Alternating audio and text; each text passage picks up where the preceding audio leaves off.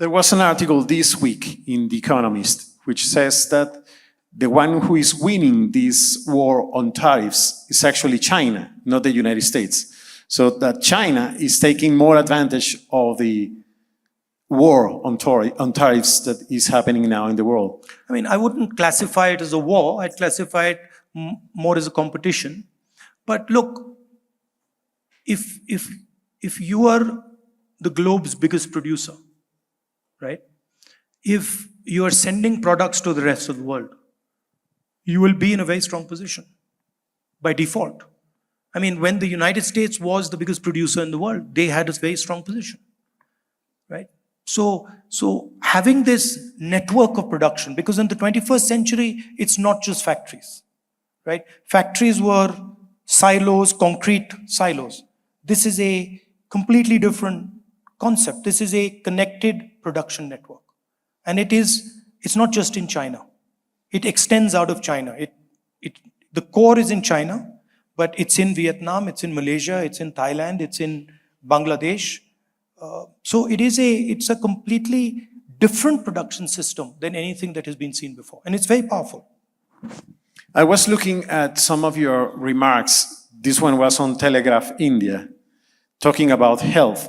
And it's important because here we have engineers, but also we have doctors, future doctors. So you said health care and education can be left to the private sector.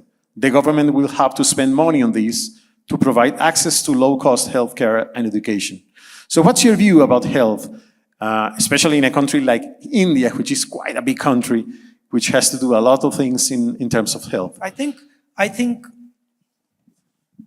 health and education are places where AI is going to play a very powerful role. But I also feel that in a country like India, simply privatizing healthcare and education doesn't work. We've tried it and it doesn't work. Because you cannot give healthcare and education service to the poorest part of your population if your system is fully privatized, right? So at least myself and our party believe in solid government support for education and healthcare. By the way, what's not known is that India's top performing education universities are all public sector, they're all government. So the famous IITs, these are government universities, right? IIM, IIT, they're all government. So Indian public education, Indian public higher education has been a big success. India hasn't done so well. Well, a lot of states in India haven't done so well in the primary education sector. Some states have done very well. But a large number of our successes in education are government. And talking about the doctors, I was reading Bill Gates said that in 20 years with artificial intelligence, you will not have doctors because, I mean, all the diagnosis could be better done by using artificial intelligence. What's your view about artificial intelligence and medicine? I think a lot of the thinkers in the West have this, everything or nothing idea, right? That doctors will disappear if AI comes, right? This is sort of, and it's common. I remember when computers were coming, it'll destroy jobs. So there is this tendency in the West to see, in black and white. I don't think that's how it works. Computers took away jobs, and then they created a whole new set of jobs. In the same way, I think AI will take away some jobs, it'll create a whole new set of jobs. And the country or the people who are positioned well will benefit. So I think in terms of the impact of AI, I mean, I'm glad the West says that it's going to remove all the jobs. I'm looking forward to getting most of those jobs to India. So there is a tendency there in the West, whenever a new technology comes out, to see it as completely disruptive, right? AI is going to destroy civilization. The internet is going to remove all jobs. I don't subscribe to that. I think there are pros and cons of every technology. And that comes with your idea of our innovation and humanity. I was looking at some of your views in NDTV about innovation and humanity. How innovation should improve people's lives? What are the kind of things that humanity or humanities or humanism is becoming quite relevant in this next future? In which ways? Look, at the end, whatever technology is there, it's going to be used by a human being, right? There's going to be a human being who's going to use it, be influenced by it, be affected by it. So I think good principle is humility and compassion. That when you're thinking about technology, you are thinking with humility, and then you're also thinking about what the effects of this technology are going to be on other people, right? So I think those are two very powerful values, and they're enshrined in the Indian political ethos. Our entire freedom struggle was, in fact, the only freedom struggle where these two principles were central. The British could kill our freedom fighters, but our freedom fighters would not act violently against them. And so this is a very, very powerful and deep value. You know that in the world, there is a trend, at least in Latin America, there is a trend here in Colombia too, on demographic numbers, which means that the natality numbers are reducing. And also there is another trend about mental health issues. Those are issues related to the future of our cities and our countries. How do you see that in India? Is that happening also in India? Is different? And how to deal with that? I mean, look, in India, we've got a huge population. And our view is that if the population is productive, effective, then it's fine, right? But if you have a huge population and it's non-productive, and you're not able to give jobs to people, then it's problematic, right? If you look at the population growth rates in India, they're stabilizing.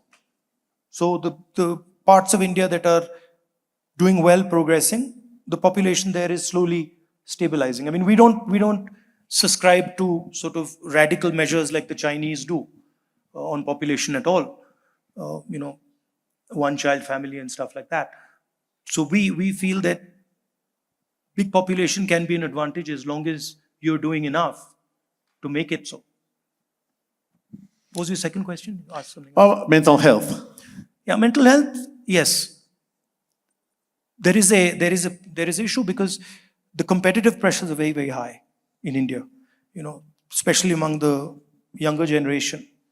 Limited opportunities, massive numbers of people, very difficult exams, difficult schools. So there are mental health issues across the board. There is a traditional system in India of managing some of those issues that is quite effective. I mean, it has its role and it's quite powerful, but it is an issue. Let's move to another topic, which is entrepreneurship. 35% of this university, of our alumni in this university are actually entrepreneurs. Most of them digital entrepreneurs. And you said something in the Indian Express, something about entrepreneurship in India. You said that businesses have been decimated and India is unable to generate jobs for youth. So what's the kind of ideas that we can implement, that you are going to implement in India in order to do that? So that is a specific point I made because of two policies that the government came out with. One was the demonetization of our currency, and the other, which essentially destroyed our small and medium businesses and allowed very large monopolists to control big sections of our economy. And the second is a goods and services tax, which was again designed to harm small and medium businesses. So we believe that infusing technology into agriculture, into small and medium businesses, and supporting small and medium businesses is the way forward for entrepreneurship. And that's a big difference between us and the current government. The current government believes that having one or two big monopolists is the solution. We don't agree with that. That's quite relevant for this country, because in this country, more than, I would say that 70% of businesses are informal, non-formal. Exactly. And small enterprises, the majority of them are small enterprises. And also we have another problem, which is informality in the way that we use a lot of cash for all the transactions in the economy. More than 70% of the transactions are in cash. So we have actually said, and we have discussed in this country, that we have to do something about that to solve the informality in terms of small enterprises, but also to reduce the cash and do more electronic transactions. In India, you try to do something to, extract cash. So they demonetize the currency with the idea that they'd get rid of cash. It doesn't work. I mean, they demonetized it and cash is right back, you know. So as a policy, it was a failure. You're right. There is big informal economy in India and in Colombia. But I think the forcible conversion of that informal economy into a formal economy is problematic. Whereas the gradual conversion of that informal economy into the formal economy is the way to go. You know, I don't think there's a reason that informal economy exists. And if you use hard tools to destroy it, you hurt people. I mean, there is, of course, there's a corruption element to that economy, but there's also a non-corruption element to that economy. There's a transaction cost element to that economy. Now that you talk about corruption, in Colombia, we have there a huge problem. 6% of our GDP, people say, or some people say, is related to corruption. How to deal with corruption? Technology? Use of blockchain in... I think, at least in our experience, decentralization of power is an effective tool. In India, we have huge amounts of corruption now at a very, very centralized level. So, you know, 3 or 4 businesses basically taking over the whole economy, having a direct relationship with the Prime Minister. So it's rampant in India.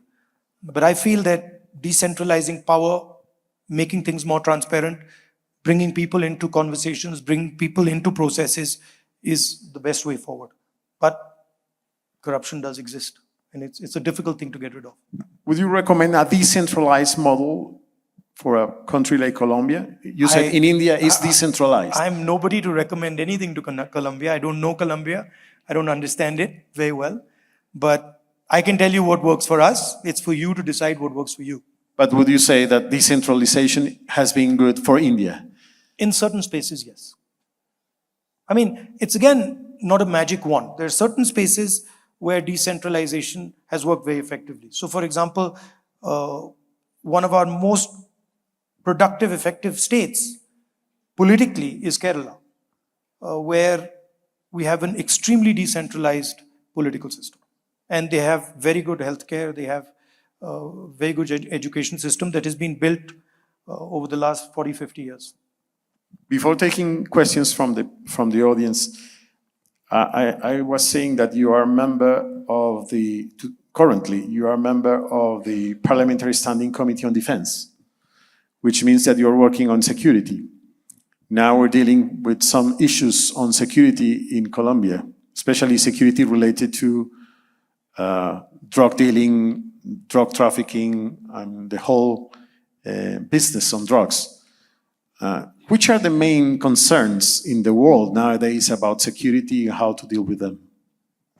I mean, in India, our security is geopolitical, right? The work that we do in our committee is nation state level, right? It's Pakistan, it's China. That's the crux of the Defense Committee work. Then, of course, we have internal security as a paradigm. So yeah, that's the broad thing. We also have drug problem in a number of states, not as acute as yours, but we do have crime issues, drug issues. Different states in India do differently. Some states are much better at dealing with them. Some states are not so good. You have to visualize India as 30 big states, 29 big states, right? Our biggest state is more than 200 million people, right? So our biggest state, I think, is the sixth biggest country or seventh biggest country in the world.